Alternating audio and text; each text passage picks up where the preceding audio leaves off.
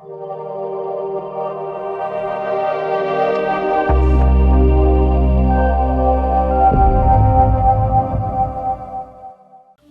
I gave it the old college try. For 2 months I ran my 187-gallon reef tank without a skimmer.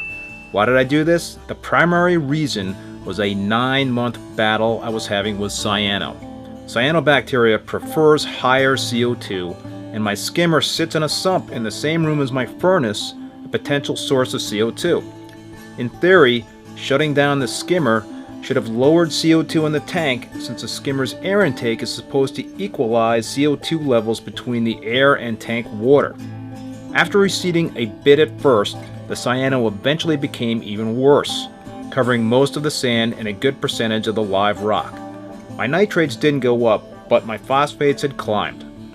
What about my pH? It did rise slightly to 8.3 during the peak of my light cycle, an indication the tank was receiving less CO2 without aeration from the skimmer.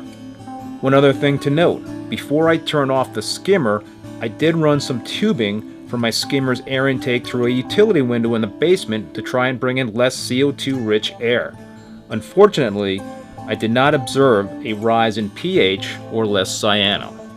After I turned the skimmer back on, my cyano did not retreat despite trying other things such as performing larger water changes and feeding the tank less.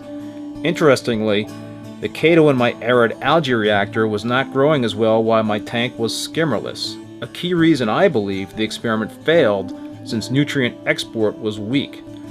In fact, it was not growing great while the cyano was in full bloom before and after the experiment. About 5 weeks ago, I did finally eradicate the cyano, and since then, my chaeto has been growing like gangbusters. Why did the chaeto take off?